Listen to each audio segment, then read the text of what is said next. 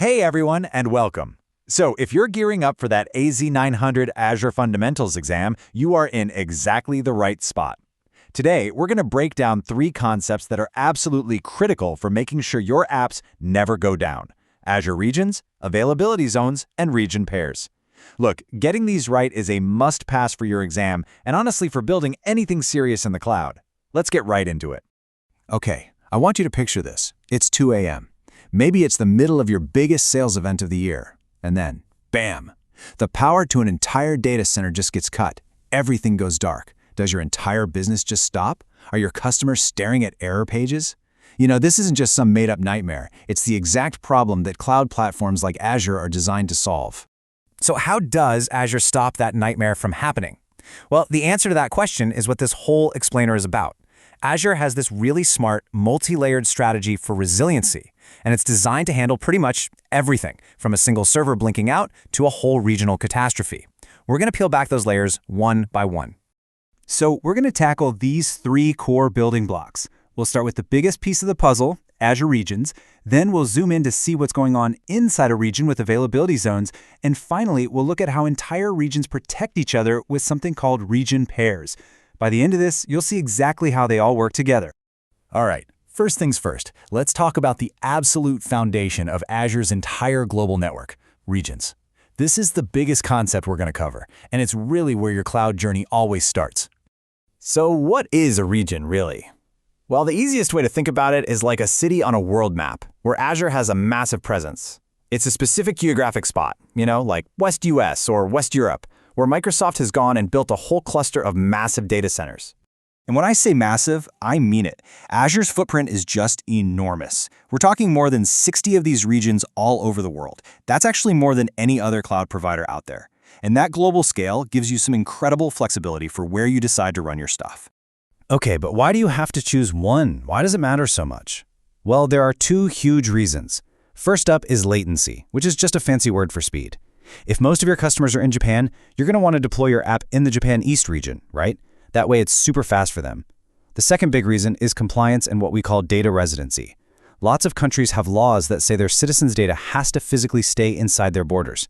Azure Regions let you do just that, so you can check all those legal boxes. Okay, so we've got the big picture of what a region is. Now let's zoom in a little bit and look at the real magic that happens inside a single region, the stuff that protects you from local failures.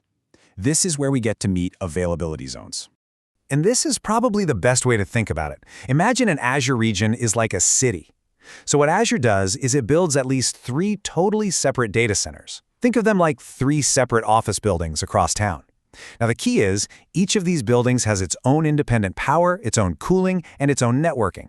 So what's the result?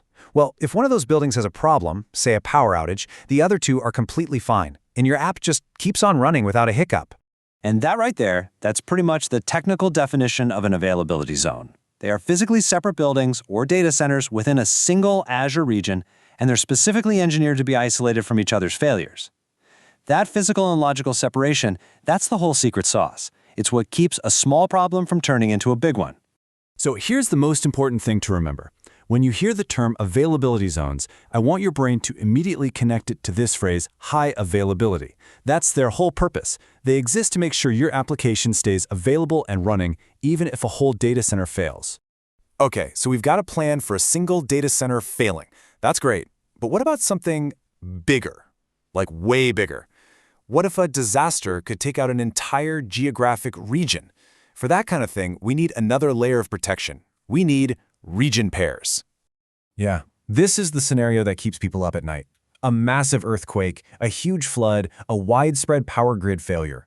When an entire region is at risk, having different buildings in that same region isn't going to be enough. You need a backup plan that's somewhere else entirely. And Azure's solution for this is actually pretty clever. They take every Azure region and they pair it with another one in the same general part of the world. So for example, the West Europe region, which is in the Netherlands, is paired up with the North Europe region in Ireland. They are two totally separate, independent regions, hundreds of miles apart, that are set up to back each other up if a catastrophe hits. Now this pairing gives you a few really key benefits. The obvious one is disaster recovery. But it also helps with data residency, since the paired region is usually in the same geography.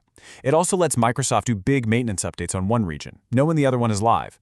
And, this is a big one, in a massive widespread outage, Microsoft actually prioritizes getting at least one region in every pair back online first.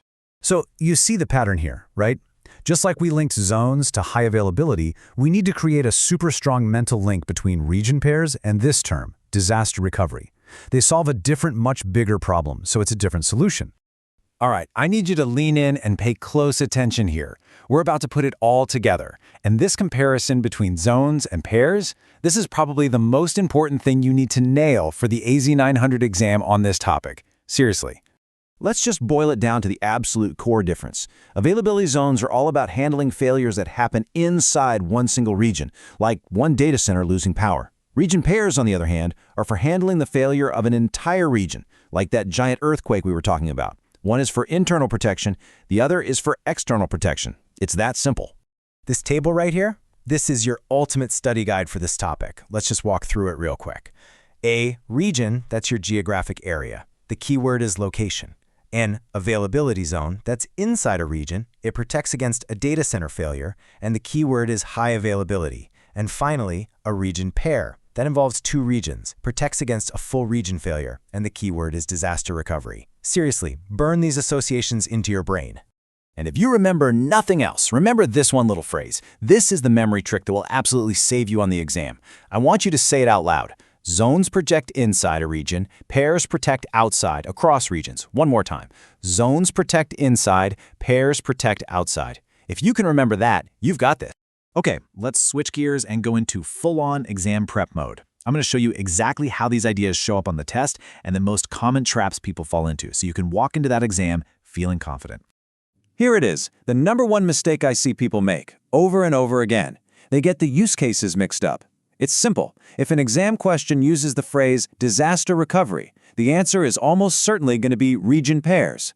If you see high availability or protecting from data center failure, you should be thinking availability zones. Do not get them twisted. All right, let's do a final super quick recap. And hey, go ahead and screenshot the slide. It's perfect for your notes. Ready? A region is just a location. Availability zones are inside one region for high availability. Region pairs are two regions paired up for disaster recovery. Remember the mantra, zones protect inside, pairs protect outside. And don't forget, pairs also help Microsoft do planned updates without any downtime for you. And I'll just leave you with this one last thought. We've talked about these different layers of protection, right? But for the really, really important applications out there, you often have to combine these strategies. You might build an app that's spread across multiple zones in one region, and it also has a failover ready to go in its paired region. So as you start designing things, always ask yourself, how many layers of protection does this really need?